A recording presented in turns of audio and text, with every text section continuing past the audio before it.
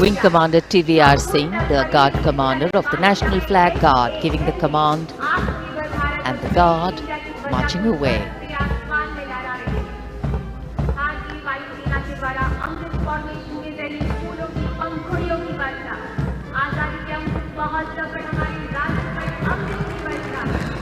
और आकाश में Mi-17 helicopters कार्यक्रम स्थल के नजदीक आते हुए और पुष्प वर्षा कर रहे हैं आकाश से।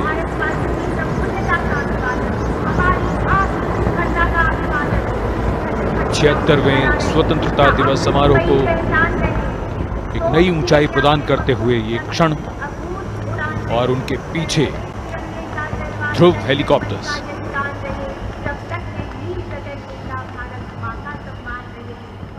Standing applause for the showering of flower petals. Smiles writ large on every face.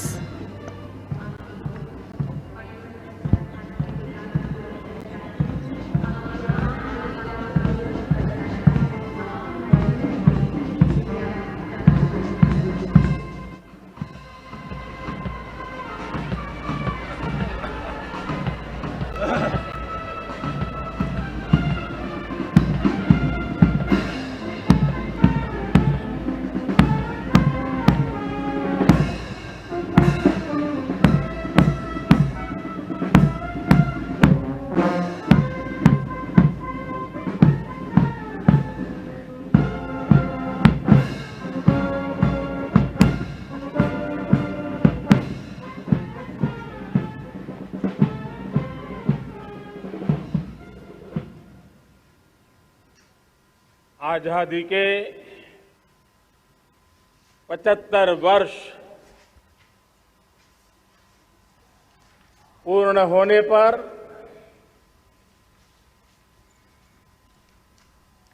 देशवासियों को अनेक अनेक शुभकामनाएं, बहुत बहुत बधाई। न सिर्फ हिंदुस्तान का हर कोना, लेकिन दुनिया के हर कोने में आज किसी न किसी रूप में भारतीयों के द्वारा या भारत के प्रति अपार प्रेम रखने वालों के द्वारा विश्व के हर कोने में यह हमारा तिरंगा आन बान शान के साथ लहरा रहा है। मैं विश्व भर में फैले हुए भारत प्रेमियों को, भारतीयों को आजादी के इस अमृत महोत्सव की बहुत बहुत बधाई देता हूं। आज का ये दिवस ऐतिहासिक दिवस है। एक पुण्य पड़ाव, एक नई राह, एक नए संकल्प और नए सामर्थ्य के साथ कदम बढ़ाने का ये शुभ अवसर है।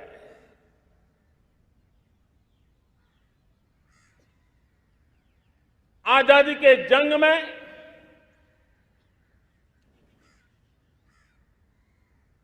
गुलामी का पूरा कालखंड संघर्ष में बीता है। हिंदुस्तान का कोई कोना ऐसा नहीं था, कोई काल ऐसा नहीं था जब देशवासियों ने सैकड़ों सालों तक गुलामी के खिलाफ जंग न किया हो, जीवन न खपाया हो, यातनाएं न झेली हो, आहुति न दी हो। आज हम सब देशवासियों के लिए ऐसे हर महापुरुष को, हर त्यागी को, हर बलिदानी को नमन करने का अवसर है, उनका ऋण स्वीकार करने का अवसर है और उनका स्मरण करते हुए उनके सपनों को जल्द से जल्द पूरा करने का संकल्प लेने का भी अवसर है।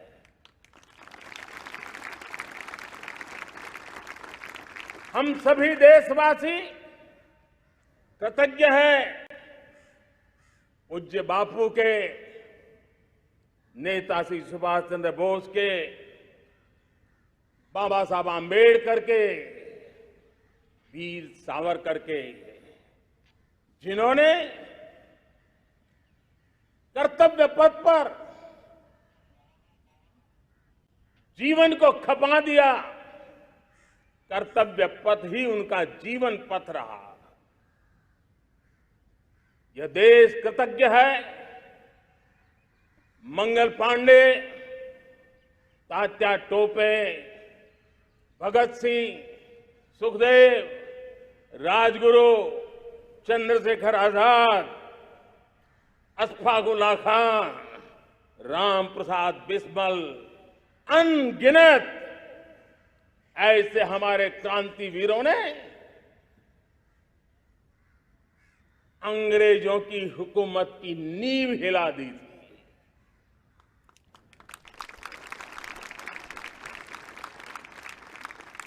यह राष्ट्र कृतज्ञ है उन वीरांगनाओं के लिए, रानी लक्ष्मीबाई हो, झलकारी बाई, दुर्गा भाभी, रानी गाइदिन्ल्यो, रानी चेन्नम्मा, बेगम हजरत महल, वेलू निचियार। भारत की नारी शक्ति क्या होती है, भारत की नारी शक्ति का संकल्प क्या होता है, भारत की नारी त्याग और बलिदान की क्या पराकाष्ठा कर सकती है, वैसी अनगिनत वीरांगनाओं का स्मरण करते हुए हर हिंदुस्तानी गर्व से भर जाता है।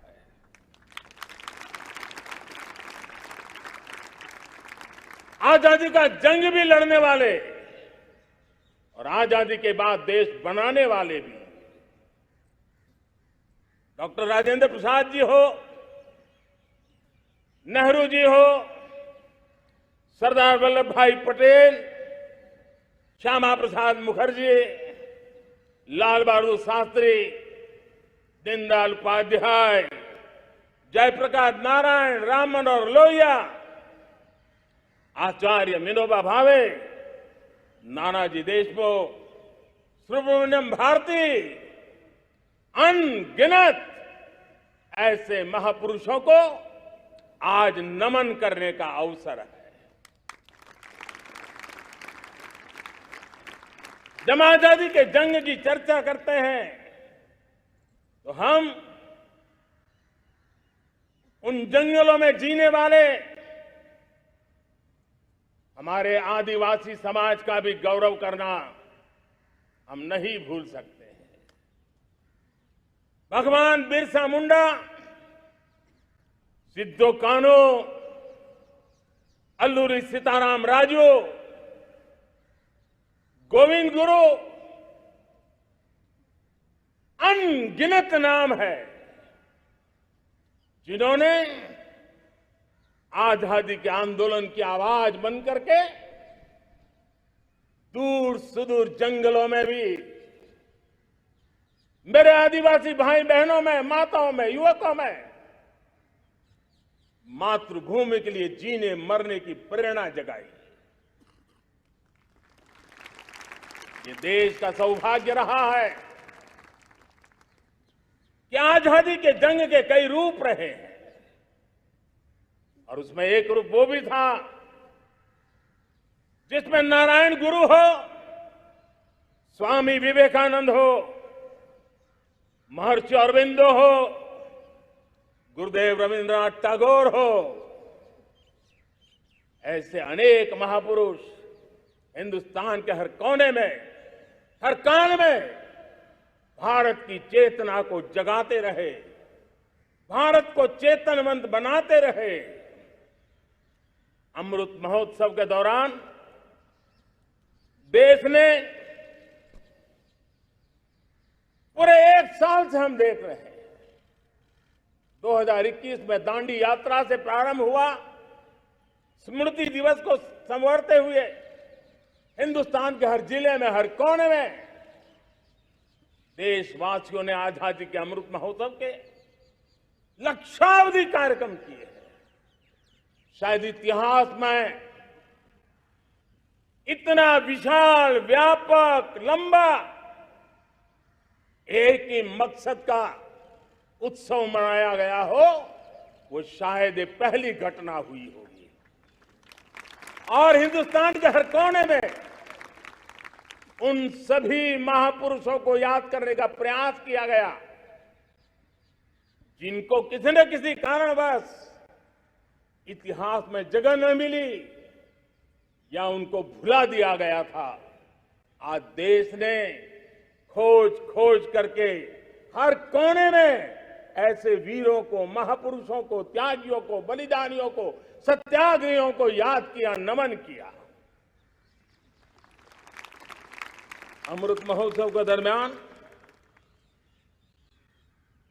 इन सभी महापुरुषों को नमन करने का अवसर रहा।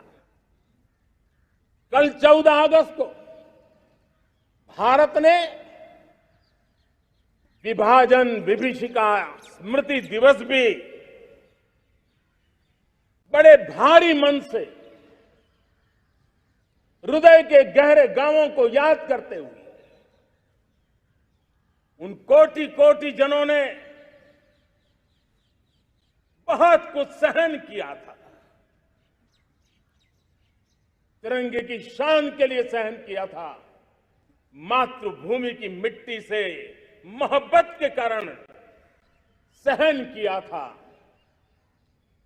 और धैर्य नहीं खोया था।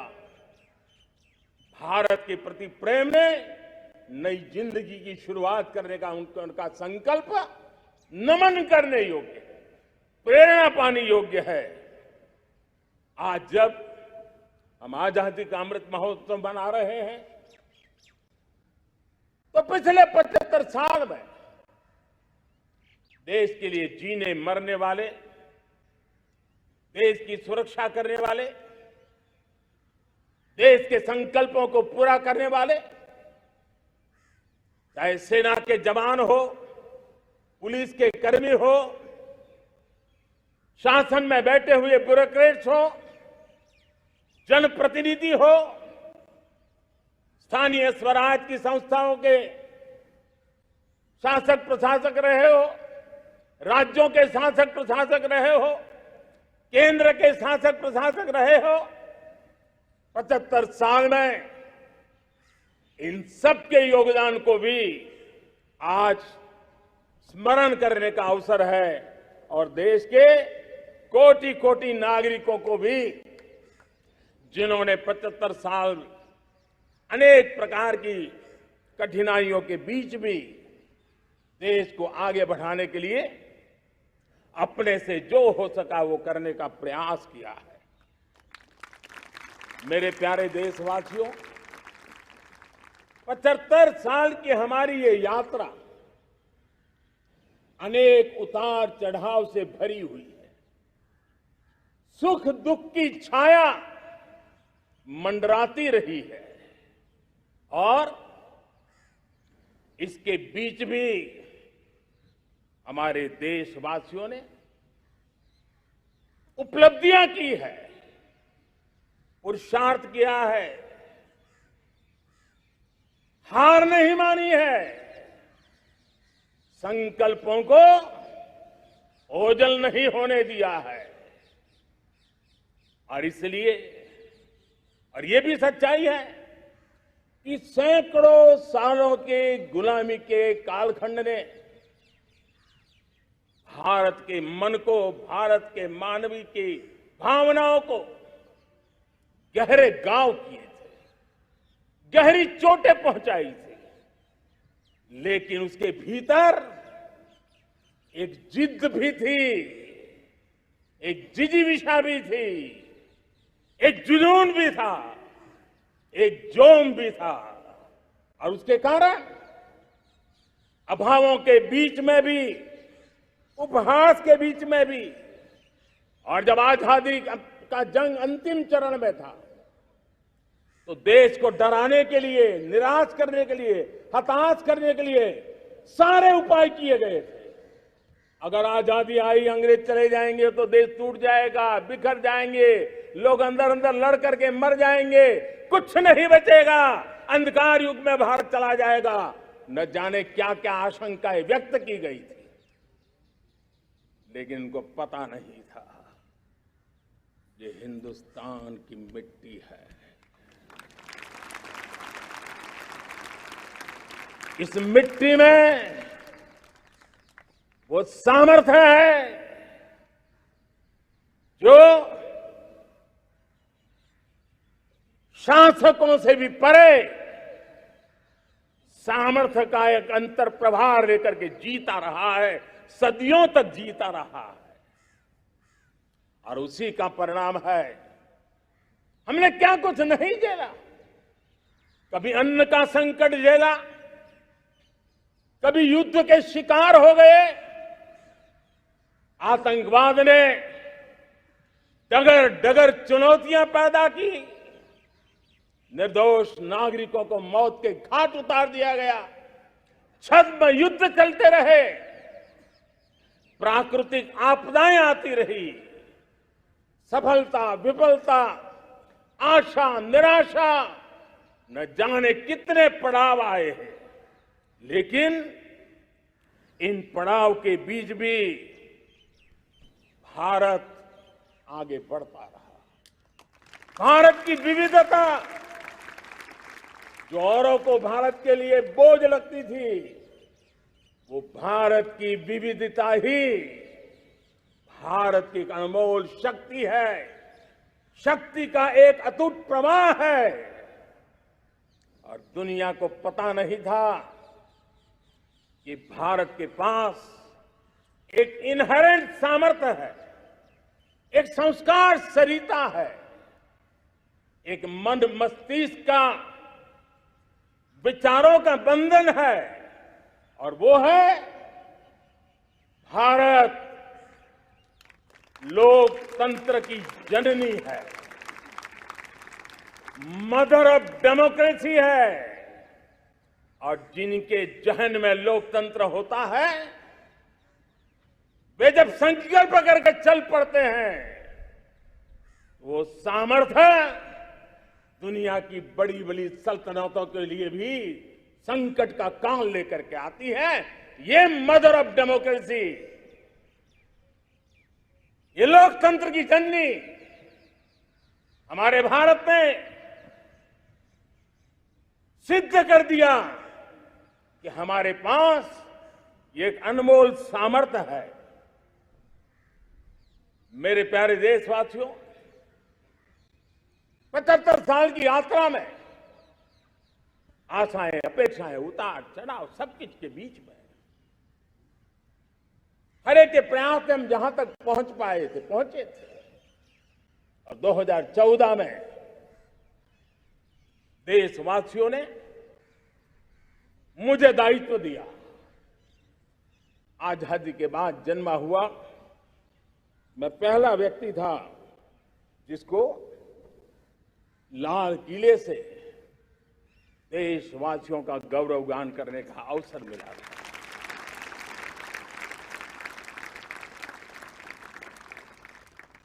लेकिन मेरे दिल में जो भी आप लोगों से सीखा हूं, जितना आप लोगों को जान पाया हूं मेरे देशवासियों, आपके सुख दुख को समझ पाया हूं, देश की आशा अपेक्षाओं के भीतर वो कौन सी आत्मा बसती है, उसको जितना मैं समझ पाया हूं, उसको लेकर के मैंने अपना पूरा कालखंड देश के उन लोगों को एम्पावर करने में खपाया।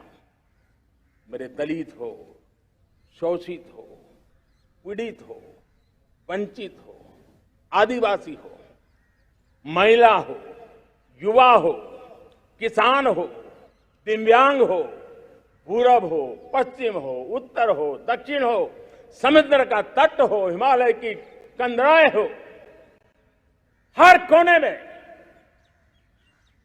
महात्मा गांधी का जो सपना था आखिर इंसान की चिंता करने का, महात्मा गांधी जी की आकांक्षा थी अंतिम छोर पर बैठे हुए व्यक्ति को समर्थ बनाने की, मैंने अपने आप को उसके लिए समर्पित किया। और उन 8 साल का नतीजा और आजादी के इतने दशकों का अनुभव आज 75 साल के बाद जब अमृत काल की ओर कदम रख रहे हैं, अमृत काल की ये पहली प्रभात है, तब मैं एक ऐसे सामर्थ्य को देख रहा हूं और जिससे मैं गर्व से भर जाता हूं। देशवासियों, मैं आज देश का सबसे बड़ा सौभाग्य ये देख रहा हूं कि भारत का जनमन आकांक्षी जनमन है। एस्पिरेशनल सोसाइटी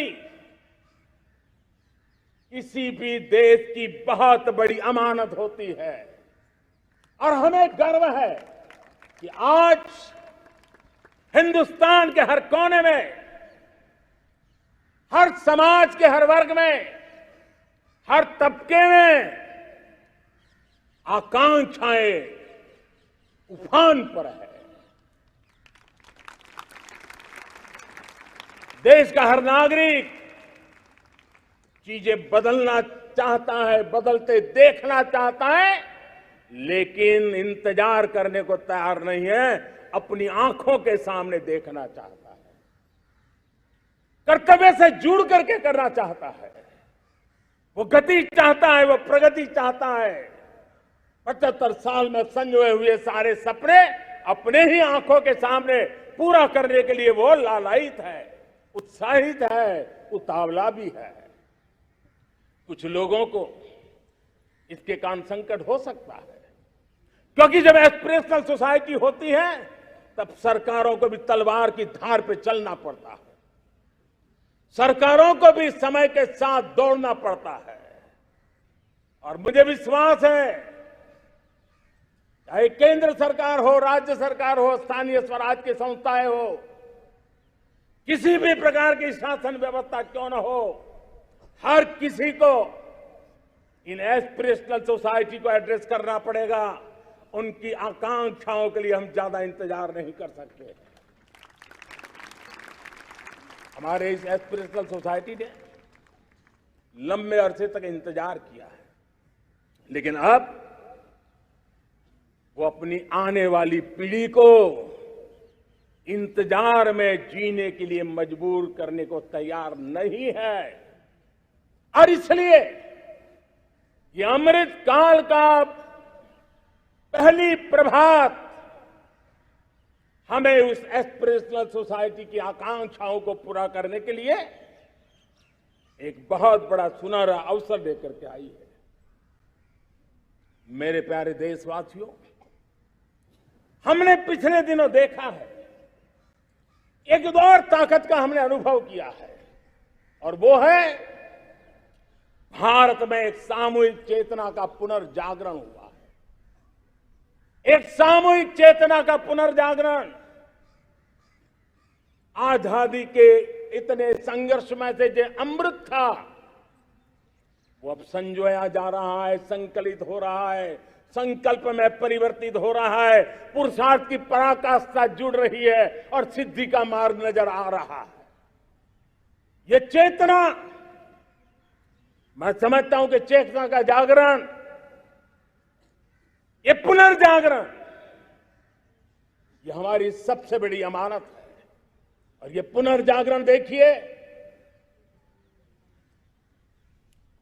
10 अगस्त तक लोगों को पता तक नहीं होगा शायद कि देश के भीतर कौन सी ताकत है, लेकिन पिछले 3 दिन से जिस प्रकार से तिरंगे झंडे को लेकर के, तिरंगा की यात्रा लेकर के देश चल पड़ा है, बड़े बड़े सोशल साइंस के एक्सपर्ट्स वे भी शायद कल्पना नहीं कर सकते कि मेरे भीतर के अंदर कितने, मेरे देश के भीतर कितना बड़ा सामर्थ्य है, एक तिरंगे झंडे ने दिखा दिया है। ये पुनर्चेतना, पुनर्जागरण का पल है। ये लोग समझ नहीं पाए हैं। जब देश जनता कर्फ्यू के लिए हिंदुस्तान का हर कोना निकल पड़ता है, तब उस चेतना की अनुभूति है।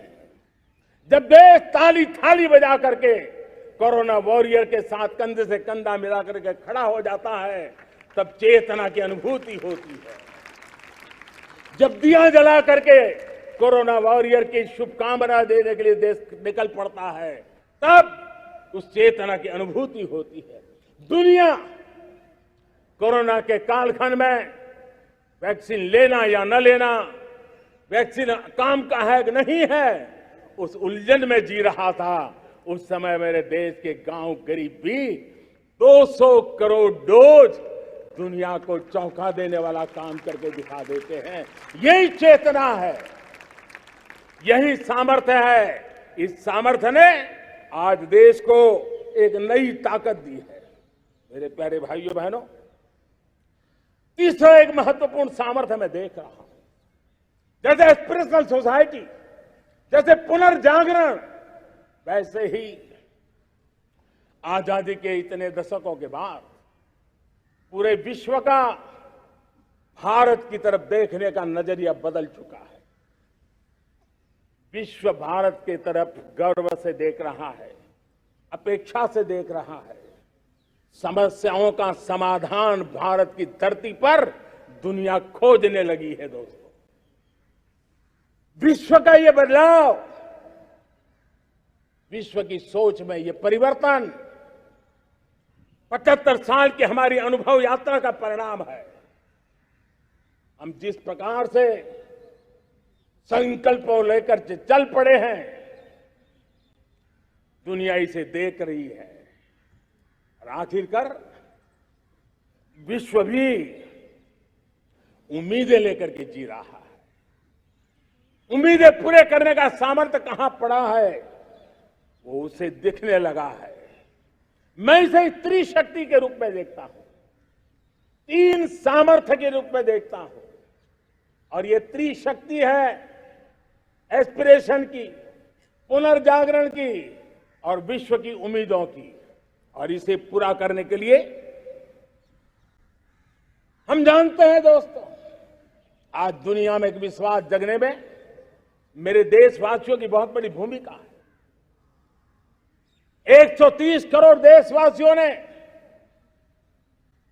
कई दशकों के अनुभव के बाद स्थिर सरकार का महत्व क्या होता है, राजनीतिक स्थिरता का महत्व क्या होता है, पॉलिटिकल स्टेबिलिटी दुनिया में किस प्रकार की ताकत दिखा सकती है, नीतियों में कैसा सामर्थ्य होता है, उन नीतियों पर विश्व का कैसे भरोसा बनता है, ये भारत ने दिखाया है और दुनिया भी इसे समझ रही है।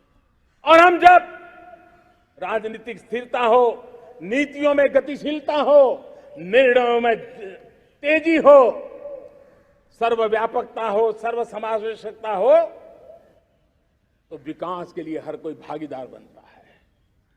हमने सबका साथ सबका विकास का मंत्र लेकर के हम चले थे, लेकिन देखते ही देखते देशवासियों ने सबका विश्वास और सबका प्रयास से उसमें और रंग भर दिए हैं। और इसलिए हमने देखा है हमारी सामूहिक शक्ति को, हमारे सामूहिक सामर्थ्य को हमने देखा है। आजादी का अमृत महोत्सव जिस प्रकार से मनाया गया, जिस प्रकार से हर जिले में 75 अमृत सरोवर बनाने का अभियान चल रहा है, गांव-गांव के लोग जुड़ रहे हैं, कार सेवा कर रहे हैं, अपने प्रयत्नों से अपने गांव में जल संरक्षण के लिए बड़ा अभियान चला रहे हैं। और इसलिए भाइयों बहनों, चाहे स्वच्छता का अभियान हो, चाहे गरीबों के कल्याण का काम हो, देश आज पूरी शक्ति से आगे बढ़ रहा है। लेकिन भाइयों बहनों, हम लोग आजादी के अमृत काल में हमारी 75 साल की यात्रा को, उसका गौरवगान करते रहेंगे, अपनी ही पीठ थपथपाते रहेंगे, तो तो हमारे सपने कहीं दूर चले जाएंगे। और इसलिए 75 साल का कालखंड कितना ही शानदार रहा हो, कितने ही संकटों वाला रहा हो, कितने ही चुनौतियों वाला रहा हो, कितने ही सपने अधूरे दिखते हो, उसके बावजूद भी आज जब हम अमृत काल में प्रवेश कर रहे हैं, अगले 25 वर्ष हमारे देश के लिए अत्यंत महत्वपूर्ण है। और इसलिए जब मैं आज मेरे सामने लाल किले पर से 130 करोड़ देशवासियों के सामर्थ्य का स्मरण करता हूं, उनके सपनों को देखता हूं, उनके संकल्पों की अनुभूति करता हूं, तो साथियों मुझे लगता है आने वाले 25 साल के लिए हमें उस पंच प्राण पर अपनी शक्ति को केंद्रित करनी होगी, अपने संकल्पों को केंद्रित करना होगा, अपने सामर्थ्य को केंद्रित करना होगा और हमें उन पंच प्राण को लेकर के 2047 जब आजादी के 100 साल होंगे, आजादी के दीवानों के सारे सपने पूरे करने का जिम्मा उठा करके चलना होगा। जब मैं पंच प्राण की बात करता हूं तो पहला प्राण, अब देश बड़े संकल्प लेकर के ही चलेगा, बहुत बड़े संकल्प लेकर के चलना होगा। और वो बड़ा संकल्प है विकसित भारत। अब उससे कुछ कम नहीं होना चाहिए, बड़ा संकल्प। दूसरा प्राण है किसी भी कोने में हमारे मन के भीतर, हमारे आदतों के भीतर गुलामी का एक भी अंश अगर भी अभी भी है तो उसको किसी भी हालत में बचने नहीं देना। अब 100%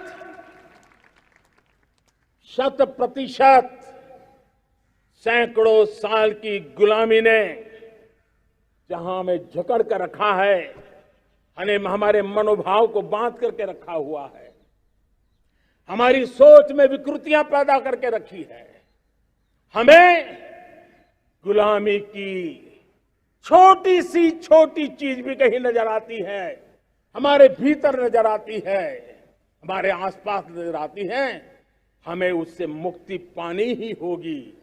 ये हमारा दूसरी प्राण शक्ति है। तीसरी प्राण शक्ति, हमें हमारी विरासत पर गर्व होना चाहिए, हमारी विरासत के प्रति, क्योंकि यही विरासत है जिसने कभी भारत को स्वर्णिम काल दिया था, और यही विरासत है जो समयानुकूल परिवर्तन करने की आदत रखती है, यही विरासत है जो काल बाह्य छोड़ती रही है, नित्य नूतन स्वीकारती रही है। और इसलिए इस विरासत के प्रति हमें गर्व होना चाहिए। चौथा प्राण, वो भी उतना ही महत्वपूर्ण है, और वो है एकता और एकजुटता। 130 करोड़ देशवासियों में एकता, न कोई अपना न कोई पराया। एकता की ताकत एक भारत श्रेष्ठ भारत के सपनों के लिए हमारा चौथा प्राण है। और पांचवा प्राण है नागरिकों का कर्तव्य। नागरिकों का कर्तव्य जिसमें प्रधानमंत्री भी बाहर नहीं होता है, मुख्यमंत्री भी बाहर नहीं होता है, वो भी नागरिक है। नागरिकों का कर्तव्य, ये हमारे आने वाली 25 साल के सपनों को पूरा करने के लिए एक बहुत बड़ी प्राण शक्ति है। मेरे प्यारे देशवासियों, जब सपने बड़े होते हैं,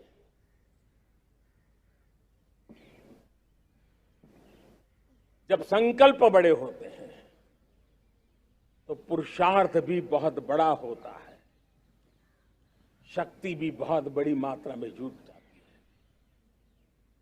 अब कोई कल्पना कर सकता है कि देश 40-42 के कालखंड को याद कीजिए। देश उठ खड़ा हुआ था,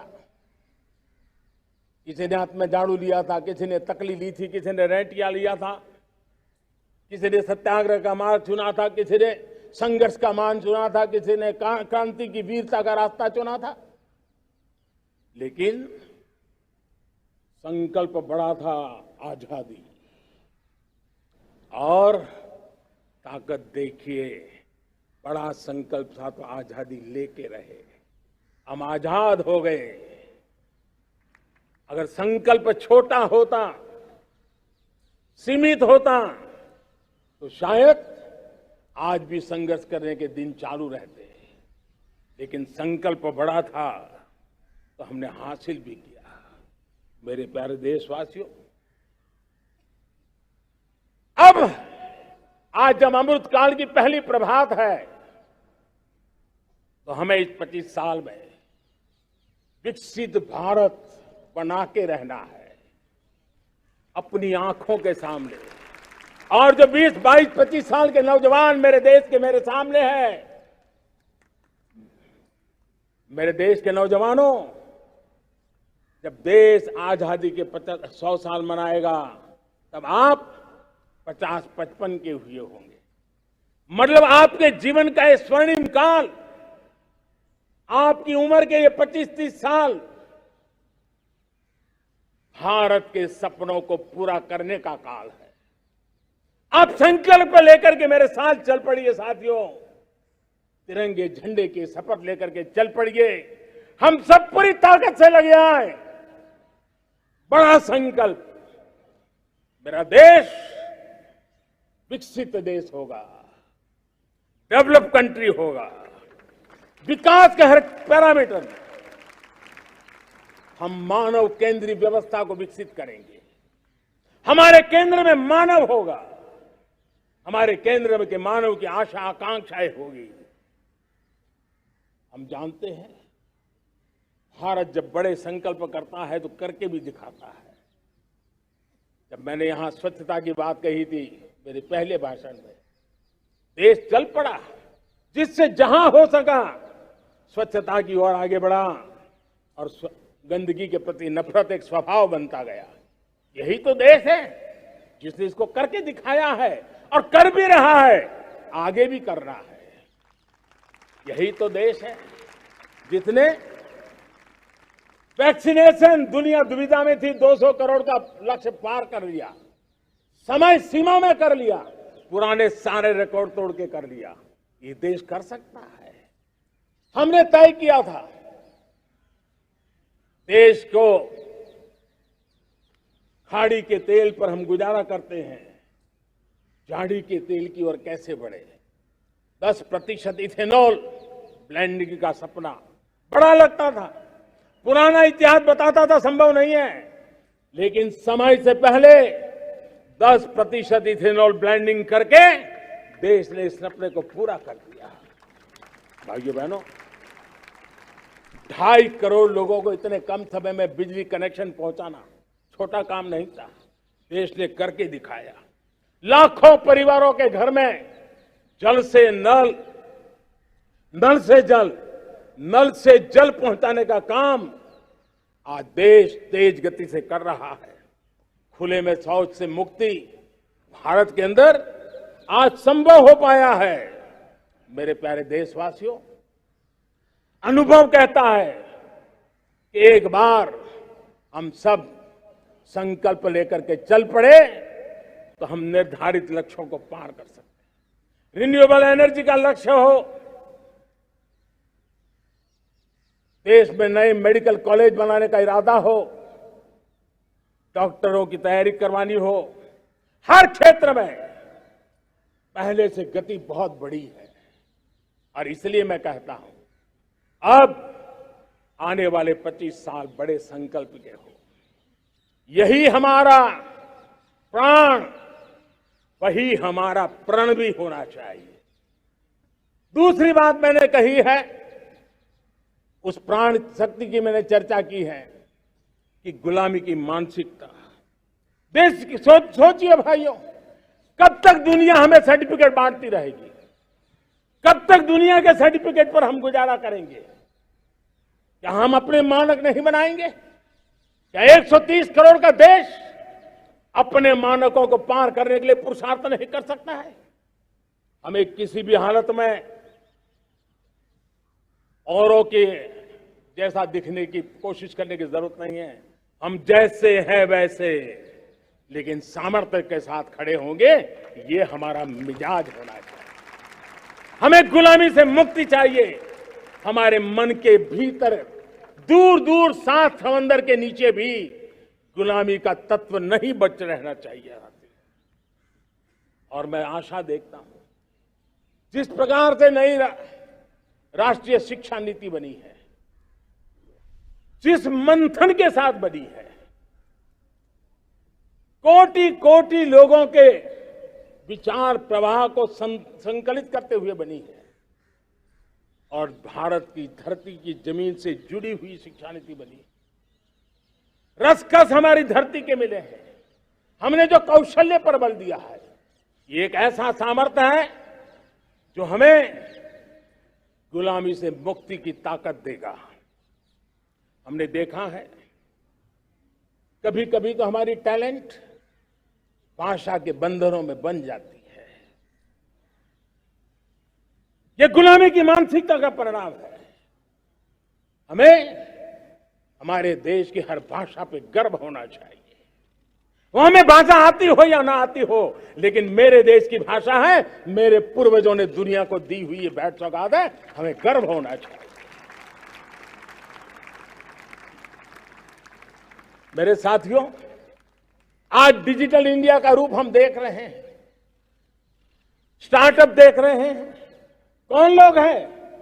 ये वो टैलेंट है जो टियर 2, टियर 3 सिटी में किसी गांव गरीब के परिवार में बसे हुए लोग हैं। ये हमारे नौजवान हैं जो आज नई नई खोज के साथ दुनिया के सामने आ रहे हैं।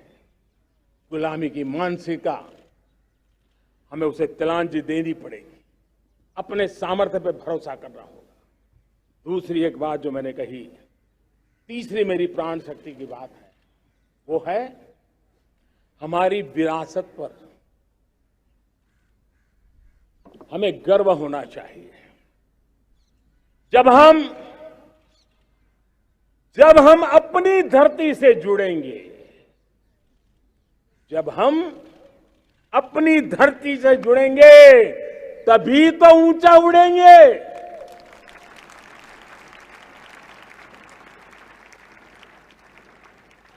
और जब हम ऊंचा उड़ेंगे तो हम विश्व को भी समाधान दे पाएंगे।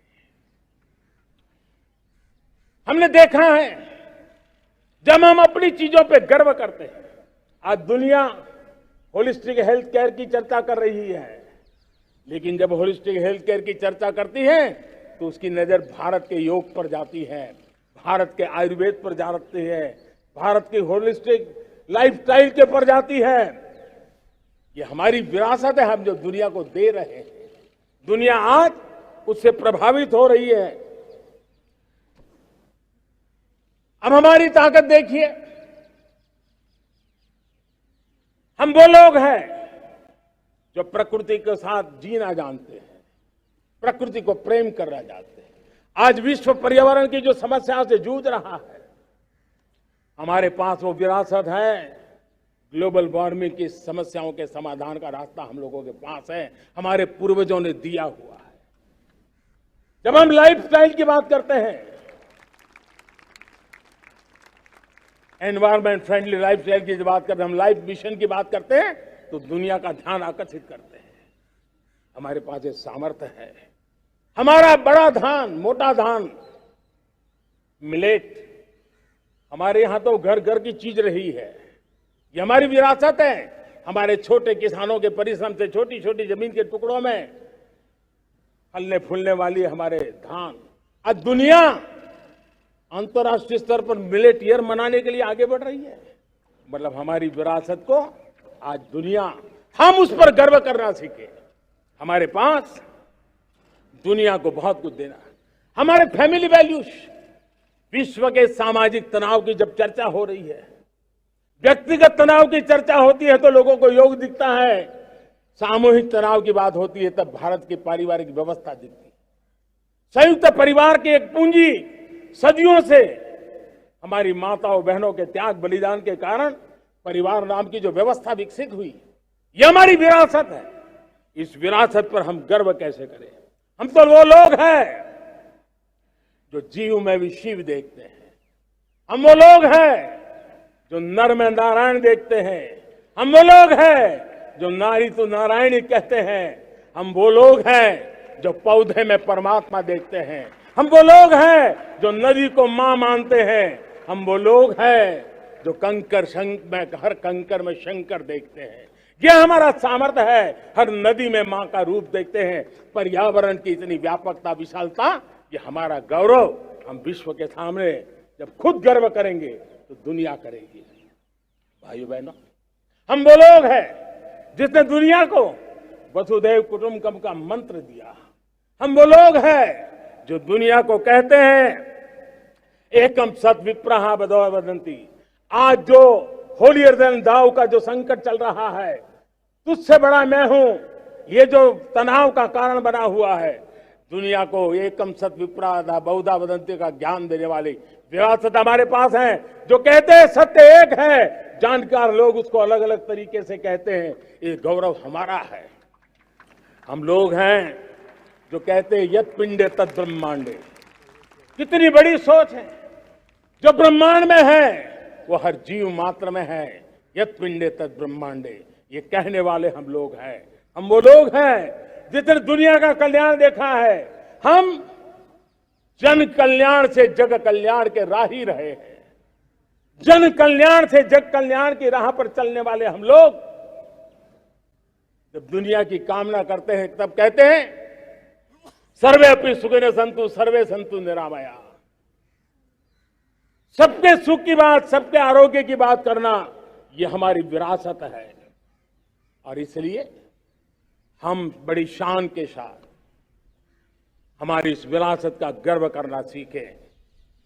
ये प्राण शक्ति है हमारी, जो हमें 25 साल के सपनों पूरा करने के लिए जरूरी है। उसी प्रकार से मेरे प्यारे देशवासियों, एक और महत्वपूर्ण विषय है एकता, एकजुटता। इतने बड़े देश को, उसकी विविधता को हमें सेलिब्रेट करना है। इतने पंथ, परंपराएं, ये हमारे आन बान शान है। कोई नीचा नहीं, कोई ऊंचा नहीं है, सब बराबर है। कोई मेरा नहीं, कोई पराया नहीं, सब अपने हैं। ये भाव एकता के लिए बहुत जरूरी है। घर में भी एकता की नींव तभी रखी जाती है जब बेटे बेटी एक समान हो। अगर बेटे बेटी एक समान नहीं होंगे तो एकता के मंत्र नहीं गूंज सकते हैं। जेंडर इक्वलिटी हमारी एकता के लिए पहली शर्त। जब हम एकता की बात करते हैं, अगर हमारे एक ही पैरामीटर हो, एक ही मानदंड हो, जिस मानदंड को हम कहें इंडिया फर्स्ट, मैं जो कुछ भी कर रहा हूं, जो भी सोच रहा हूं, जो बोल रहा हूं, इंडिया फर्स्ट के अनुकूल है, एकता का रास्ता खुल जाएगा। दोस्त, हमें एकता से बांधने का वो मंत्र है, हमें इसको पकड़ना है। मुझे पूरा विश्वास है कि हम समाज के अंदर ऊंच नीच के भेदभावों से, मेरे तेरे के भेदभावों से हम सबकी पुजारी बने। श्रमेव जयते कहते हैं हम, श्रमिक का सम्मान, ये हमारा स्वभाव होना चाहिए। लेकिन भाइयों बहनों, मैं लाल किले से मेरी एक पीड़ा और कहना चाहता हूं। ये दर्द मैं कहे बिना नहीं रह सकता। मैं जानता हूं कि शायद लाल किले का विषय नहीं हो सकता है, लेकिन मेरे भीतर का दर्द मैं कहां कहूंगा। देशवासियों के सामने नहीं कहूंगा तो कहां कहूंगा। और वो है, किसी न किसी कारण से हमारे अंदर एक ऐसी विकृति आई है, हमारी बोलचाल में, हमारे व्यवहार में, हमारे कुछ शब्दों में, हम नारी का अपमान करते हैं।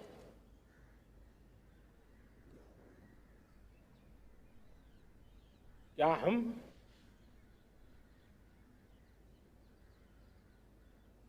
स्वभाव से, संस्कार से, रोजमर्रा की जिंदगी में नारी को अपमानित करने वाली हर बात से मुक्ति का संकल्प ले सकते हैं?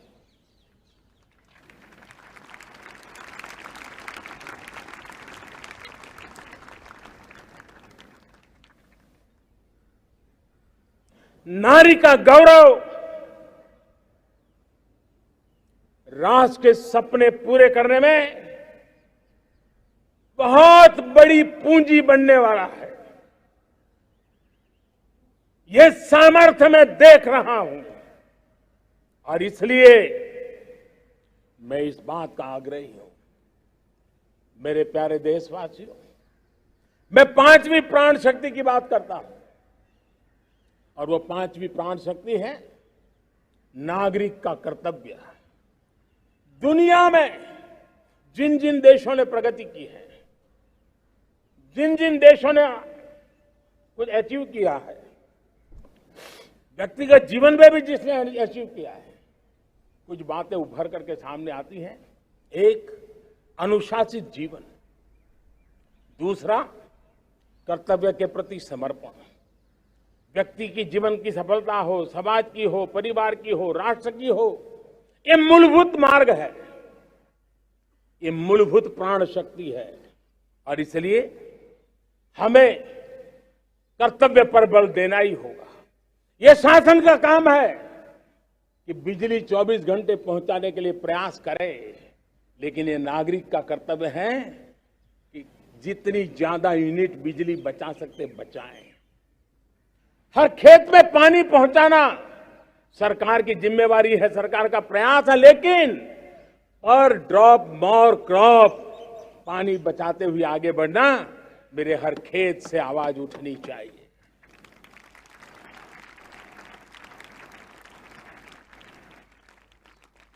केमिकल मुक्त खेती, ऑर्गेनिक फार्मिंग, प्राकृतिक खेती, ये हमारा कर्तव्य है।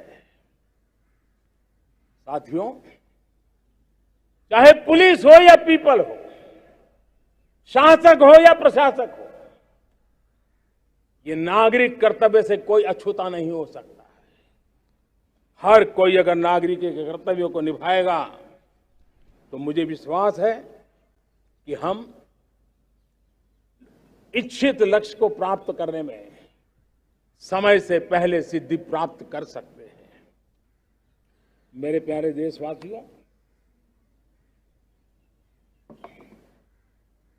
आज महर्षि अरविंदो की जन्म जयंती भी है। मैं उस महापुरुष के चरणों में नमन करता हूं, लेकिन हमें उस महापुरुष को याद करना होगा जिन्होंने कहा था, स्वदेशी से स्वराज, स्वराज से सुराज। ये उनका मंत्र है। हम सबको सोचना होगा कि हम कब तक दुनिया के और लोगों पर निर्भर रहेंगे। क्या हमारे देश का अन्न की आवश्यकता हो, हम आउटसोर्स कर सकते हैं क्या? जब देश ने तय कर लिया कि हमारा पेट हम खुद भरेंगे, देश ने करके दिखाया कि नहीं दिखाया?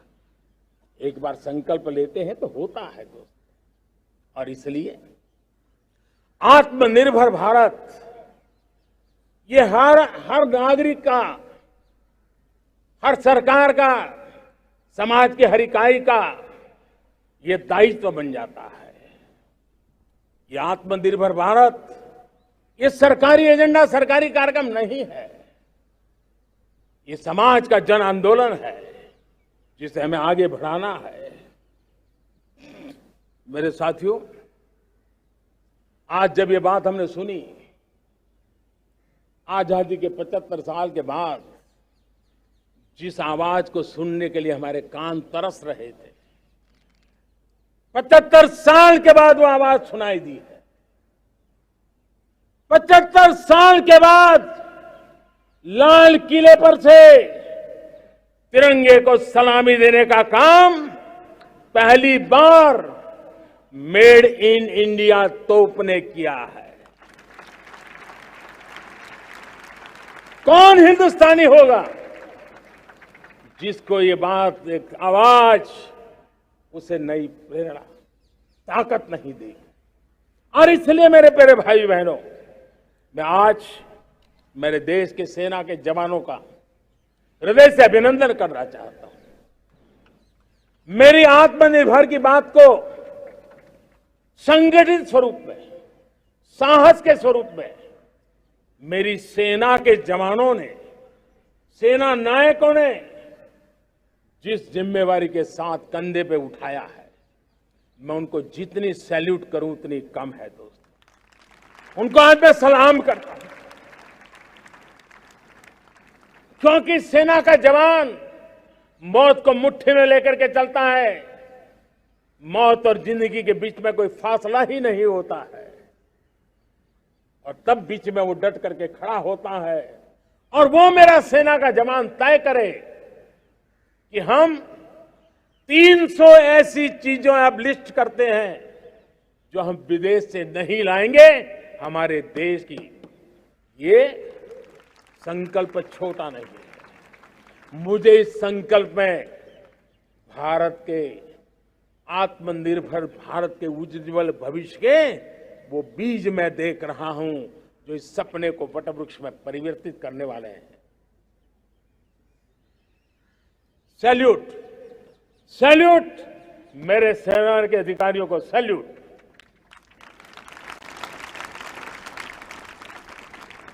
मैं आज मेरे छोटे छोटे बालकों को,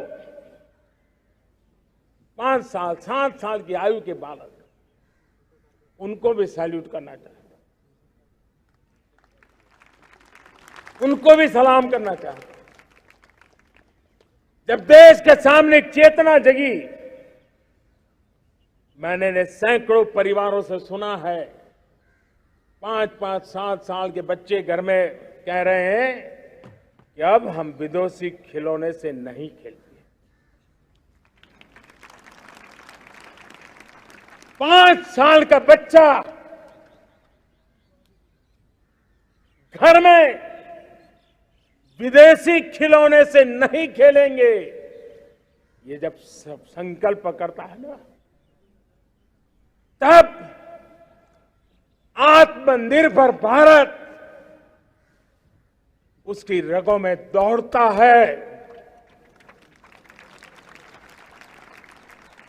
आप देखिए, पीएलआई स्कीम 1 लाख करोड़ रुपया दुनिया के लोग हिंदुस्तान में अपना नसीब आजमाने आ रहे हैं, टेक्नोलॉजी लेकर के आ रहे हैं,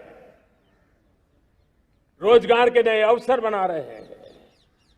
भारत मैन्युफैक्चरिंग हब बनता जा रहा है, आत्मनिर्भर भारत की बुनियाद बना रहा है। आज इलेक्ट्रॉनिक गुड्स मैन्युफैक्चरिंग हो, मोबाइल फोन का मैन्युफैक्चरिंग हो, आज देश बहुत तेजी से प्रगति कर रहा है। जब हमारा ब्रह्मोस दुनिया में जाता है, कौन हिंदुस्तानी होगा जिसका मन आसमान को न छूता होगा। दोस्तों, आज हमारी मेट्रो कोचेज, हमारी वंदे भारत ट्रेन विश्व के लिए आकर्षण बन रहा है। मेरे प्यारे देशवासियों, हमें आत्मनिर्भर बनना है हमारे एनर्जी सेक्टर में। हम कब तक एनर्जी के सेक्टर में किसी और पर डिपेंडेंट रहेंगे?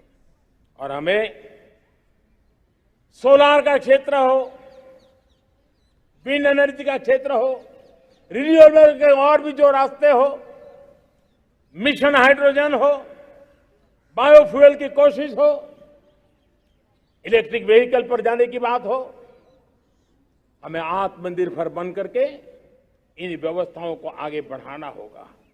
मेरे प्यारे देशवासियों, आज प्राकृतिक खेती भी आत्मनिर्भर का एक मार्ग है। फर्टिलाइजर से जितनी ज्यादा मुक्ति, आज देश में नैनो फर्टिलाइजर के कारखाने की नई आशा लेकर के आए हैं। लेकिन प्राकृतिक खेती, केमिकल फ्री खेती आत्मनिर्भर को ताकत दे सकती है। आज देश में रोजगार के क्षेत्र में ग्रीन जॉब के नए नए क्षेत्र बहुत तेजी से खुल रहे हैं। भारत ने नीतियों के द्वारा स्पेस को खोल दिया है। ड्रोन की बहुत दुनिया में सबसे प्रगतिशील पॉलिसी लेकर के आए हैं। हमने देश के नौजवानों के लिए नए द्वार खोल दिए हैं।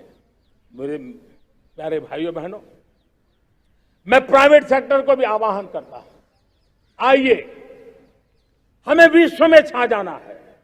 आत्मनिर्भर भारत का यह भी सपना है कि दुनिया को भी जो आवश्यकताएं हैं उसको पूरा करने में भारत पीछे नहीं जाएगा। हमारे लघु उद्योग हो, सूक्ष्म उद्योग हो, कुटीर उद्योग हो, जीरो डिफेक्ट जीरो इफेक्ट हमें उस करके हमें दुनिया में जाना होगा। हमें स्वदेशी पर गर्व करना होगा। मेरे प्यारे देशवासियों, हम बार बार लाल बहादुर शास्त्री जी को याद करते हैं। जय जवान जय किसान का उनका मंत्र आज भी देश के लिए प्रेरणा है। बाद में अटल बिहारी वाजपेयी जी ने जय विज्ञान कह करके उसमें एक कड़ी जोड़ दी थी और देश ने उसको प्राथमिकता दी थी। लेकिन अब अमृतकाल के लिए एक और अनिवार्यता है और वो है जय अनुसंधान। जय जवान जय किसान जय विज्ञान जय अनुसंधान, इनोवेशन। और मुझे मेरे देश की युवा पीढ़ी में भरोसा है। इनोवेशन की ताकत देखिए। आज हमारा यूपीआई, भीम, हमारा डिजिटल पेमेंट, फिनटेक की दुनिया में हमारा स्थान आज विश्व में रियल टाइम 40% अगर डिजिटल फाइनेंशियल का ट्रांजैक्शन होता है तो मेरे देश में हो रहा है। हिंदुस्तान ने ये करके दिखाया। मेरे प्यारे देशवासियों, अब हम 5G के दौर की ओर कदम रख रहे हैं। बहुत दूर इंतजार नहीं करना होगा, हम कदम मिलाने वाले हैं। हम ऑप्टिकल फाइबर गांव-गांव में पहुंचा रहे हैं।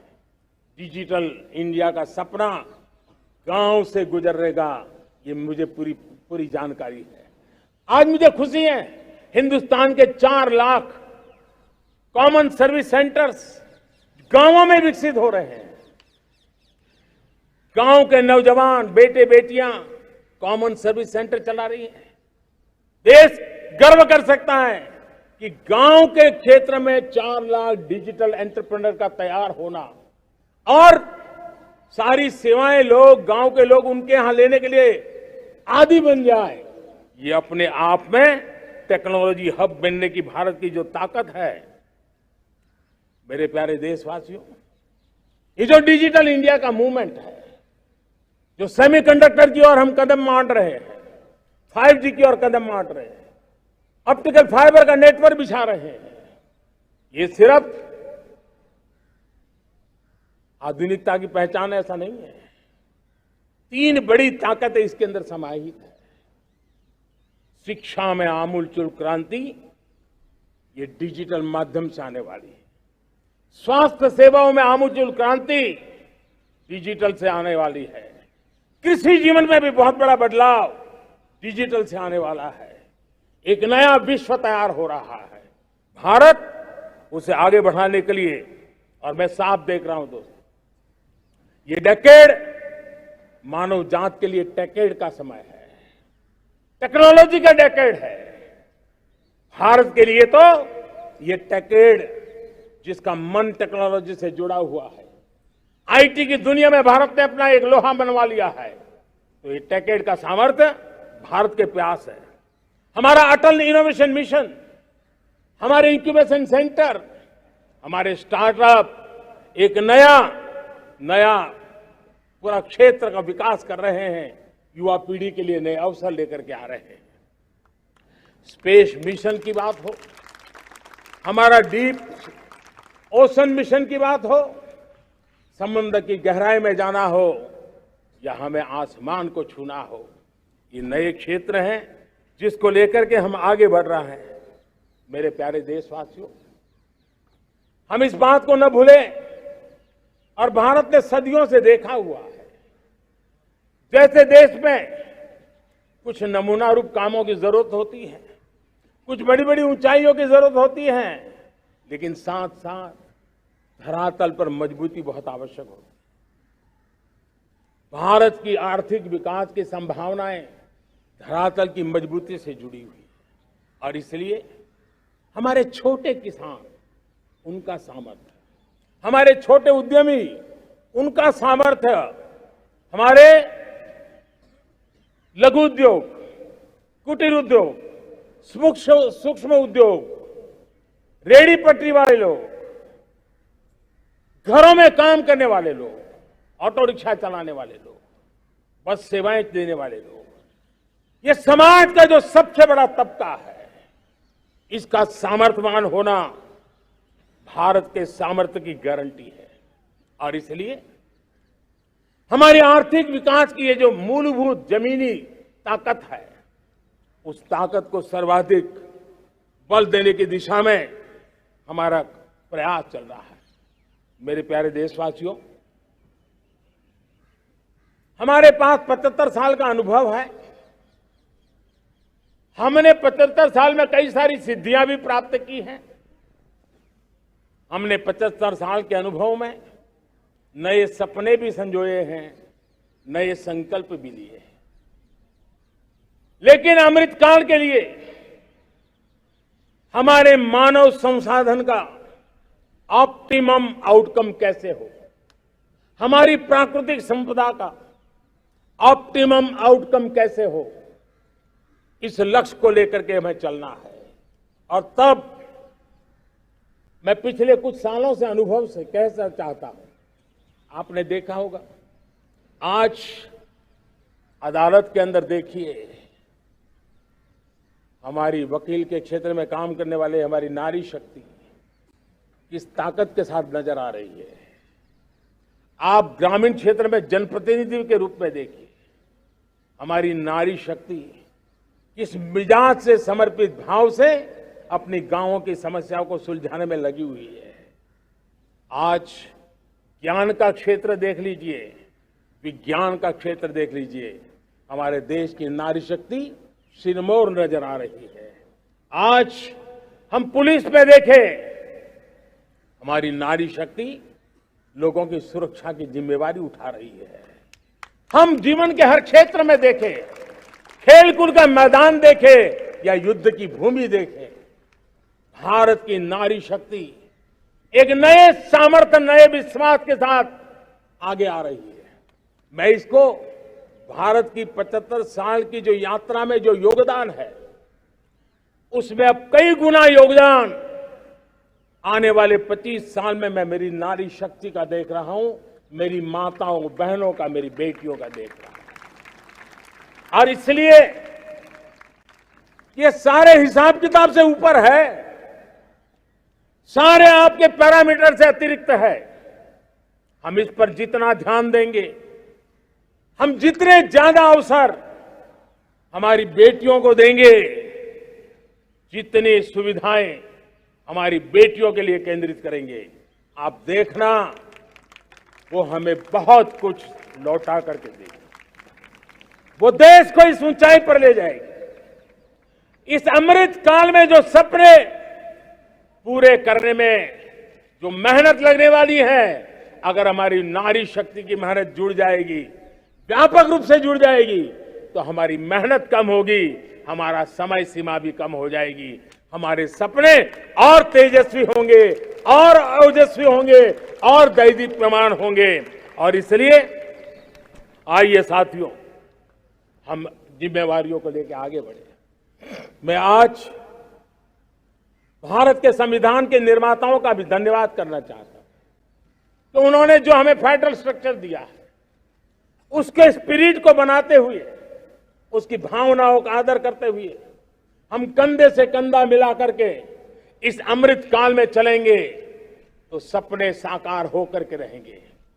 कार्यक्रम भिन्न हो सकते हैं, कार्यशैली भिन्न हो सकती है, लेकिन संकल्प भिन्न नहीं हो सकते। राष्ट्र के लिए सपने भिन्न नहीं हो सकते। आइए हम एक ऐसे युग के अंदर आगे बढ़े।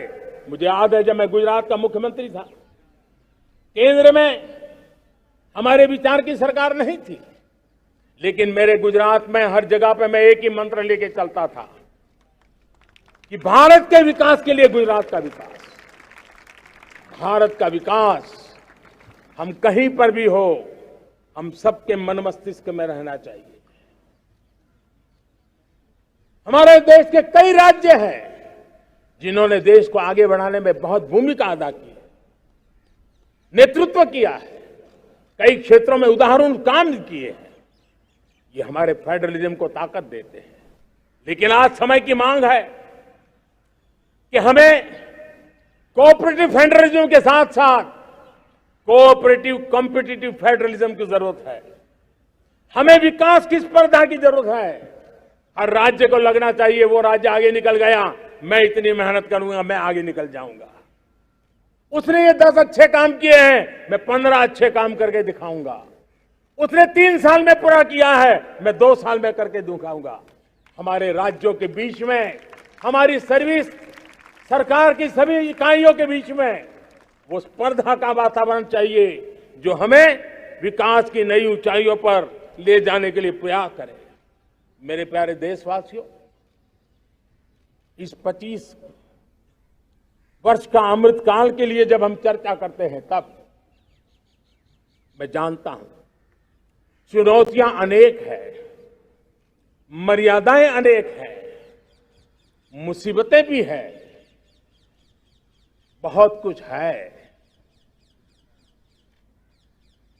हम इसको कम नहीं आंकते हैं, रास्ते खोजते हैं, लगातार कोशिश कर रहे हैं।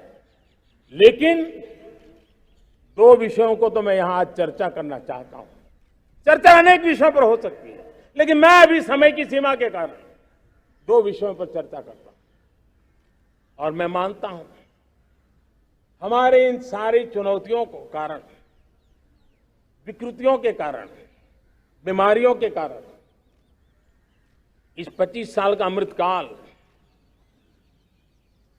उस पर शायद अगर हमने समय रहते नहीं चेते, समय रहते समाधान नहीं किए, तो वो ये विकराल रूप ले सकते हैं। और इसलिए मैं सबकी चर्चा न करते हुए 2 पर जरूर चर्चा करना चाहता हूं। एक है भ्रष्टाचार, दूसरा है भाई भतीजावाद, परिवारवाद। भारत जैसे लोकतंत्र में जहां लोग गरीबी से जूझ रहे हैं, जब ये तरफ से देखते हैं कि एक तरफ वो लोग हैं जिनके पास रहने के लिए जगह नहीं है, दूसरी पर वो तरफ लोग हैं जिनको अपना चोरी किया हुआ माल रखने के लिए जगह नहीं है, ये स्थिति अच्छी नहीं है। और इसलिए हमें भ्रष्टाचार के खिलाफ पूरी ताकत से लड़ना है।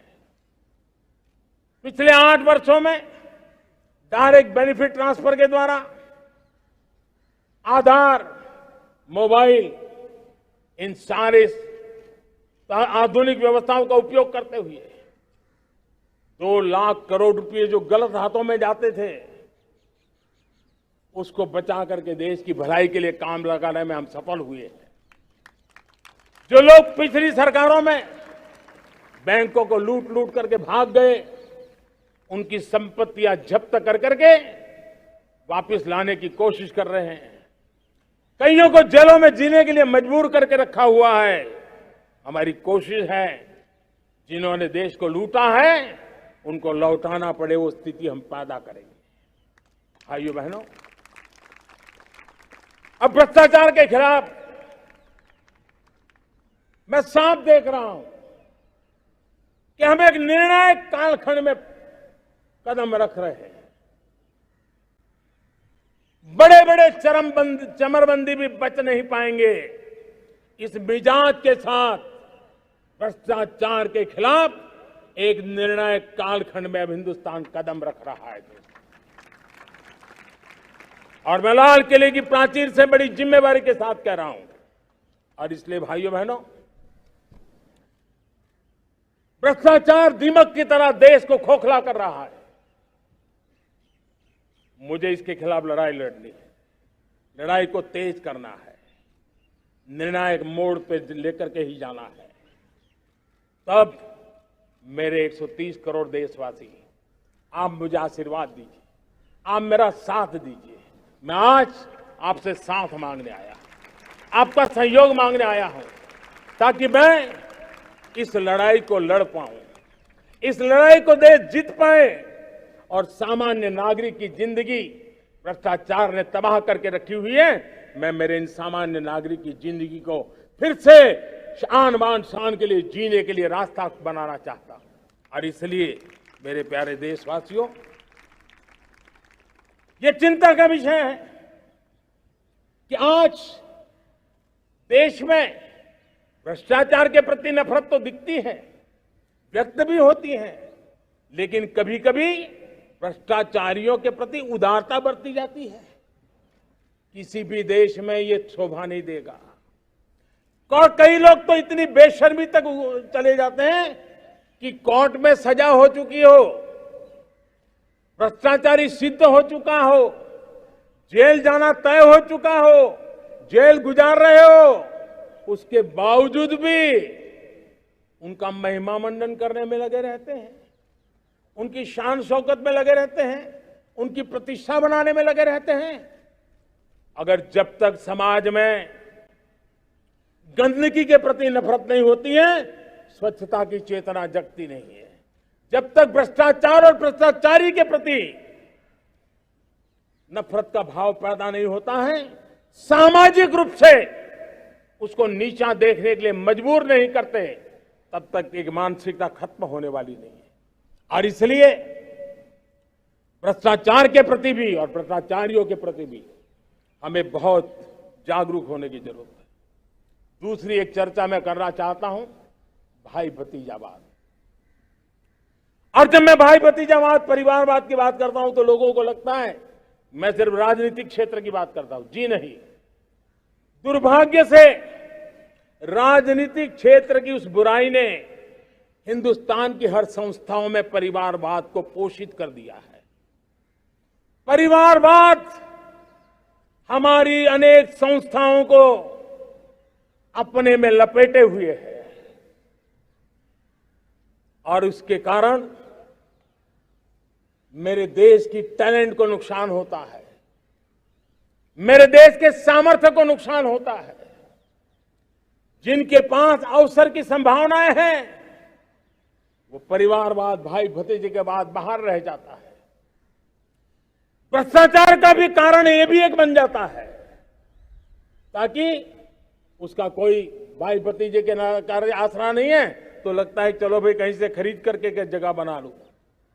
इस परिवारवाद से, भाई भतीजावाद से हमें हर संस्थाओं में एक नफरत पैदा करनी पड़ी होगी, जागरूकता पैदा करनी होगी, तब हम हमारी संस्थाओं को बचा पाएंगे।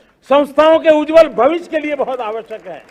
उसी प्रकार से राजनीति में भी परिवारवाद ने देश के सामर्थ्य को सबसे सारा अन्याय किया है। परिवारवादी राजनीति परिवार की भलाई के लिए होती है, उसको देश की भलाई से कोई लेना देना नहीं होता है। और इसलिए लाल किले की प्राचीर से तिरंगे झंडे के आन बान शान के नीचे भारत के संविधान का स्मरण करते हुए मैं देशवासियों को खुले मन से कहना चाहता हूं, आइए हिंदुस्तान के राजनीति के शुद्धिकरण के लिए भी, हिंदुस्तान की सभी संस्थाओं के शुद्धिकरण के लिए भी हमें देश को इस परिवारवादी मानसिकता से मुक्ति दिला करके योग्यता के आधार पर देश को आगे ले जाने की ओर बढ़ना होगा। यह अनिवार्यता है, वरना हर किसी का मन कुंठित रहता है कि मैं उसके लिए योग्य था, मुझे नहीं मिला क्योंकि मेरा कोई चाचा, मामा, पिता, दादा, दादी, नाना, नानी कोई वहां थे नहीं। ये मनस्थिति किसी भी देश के लिए अच्छी नहीं। मेरे देश के नौजवानों, मैं आपके उज्जवल भविष्य के लिए, आपके सपनों के लिए, मैं भाई भतीजावाद के खिलाफ लड़ाई में आपका साथ चाहता हूं। परिवारवादी राजनीति के खिलाफ लड़ाई में मैं आपका साथ चाहता हूं। ये संवैधानिक जिम्मेवारी मानता हूं मैं, ये लोकतंत्र की जिम्मेवारी मानता हूं मैं, ये लाल किले के प्राचीर से कही गई बात की ताकत में मानता हूं, और इसलिए मैं आज आपका अवसर चाहता हूं। हमने देखा पिछले दिनों खेलों में, ऐसा तो नहीं है कि देश के पास पहले प्रतिभाएं नहीं रही होंगी, ऐसा तो नहीं है कि खेलकूद की दुनिया में हिंदुस्तान के नौजवान, हमारे बेटे बेटियां कुछ कर नहीं सकते, लेकिन सिलेक्शन भाई भतीजेवाद की चैनल से गुजरते थे और उसके कारण वो खेल के मैदान तक, उस देश तक तो पहुंच जाते थे। जीत हार से उन्हें लेना देना नहीं था, लेकिन जब ट्रांसपेरेंसी आई, योग्यता के आधार पर खिलाड़ियों का चयन होने लगा, पूर्ण पारदर्शिता से खेल के मैदान में सामर्थ्य का सम्मान होने लगा, आज देखिए दुनिया में खेल के मैदान में भारत का तिरंगा फहरता है, भारत का राष्ट्रगान गाया जाता है, गर्व होता है, और परिवारवाद से मुक्ति होती है, भाई भतीजावाद से मुक्ति होती है, तो ये नतीजे आते हैं। मेरे प्यारे देशवासियों, ये ठीक है, चुनौतियां बहुत हैं। अगर इस देश के सामने करोड़ों संकट हैं तो करोड़ों समाधान भी है, और मेरा 130 करोड़ देशवासियों पर भरोसा है। 130 करोड़ देशवासी निर्धारित लक्ष्य के साथ, संकल्प के प्रति समर्पण के साथ, जब 130 करोड़ देशवासी एक कदम आगे रखते हैं ना, तो हिंदुस्तान 130 करोड़ कदम आगे बढ़ जाता है। इस सामर्थ्य को लेकर के हमने आगे बढ़ना है। इस अमृत काल में, जब ये अमृत काल की पहली बेला है, पहली प्रभात है, हमें आने वाले 25 साल को एक पल भी भूलना नहीं है। एक एक दिन, समय का प्रत्येक क्षण, जीवन का प्रत्येक कण मातृभूमि के लिए जीना, और तभी आजादी के दीवानों को हमारी सच्ची श्रद्धांजलि होगी। तभी 75 साल तक देश को यहां तक पहुंचाने में जिन जिन लोगों ने योगदान किया, उनका पुण्य स्मरण हमें काम आएगा। मैं देशवासियों से आग्रह करते हुए, नई संभावनाओं को संजोते हुए, नए संकल्पों को पार करते हुए आगे बढ़ने का विश्वास लेकर के आज अमृत काल का आरंभ करते हैं। आजादी का अमृत महोत्सव अब अमृत काल की दिशा में पलट चुका है, आगे बढ़ चुका है। तब इस अमृत काल में सबका प्रयास अनिवार्य है, सबका प्रयास ही परिणाम लाने वाला है। टीम इंडिया की भावना ही देश को आगे बढ़ने वाली है। 130 करोड़ देशवासियों की ये टीम इंडिया एक टीम के रूप में आगे बढ़ करके सारे सपनों को साकार करेंगी। इसी पूरे विश्वास के साथ मेरे साथ बोलिए, जय हिंद, जय हिंद, जय हिंद, भारत माता की, भारत माता की, भारत माता की, वंदे वंदे वंदे। बहुत बहुत धन्यवाद।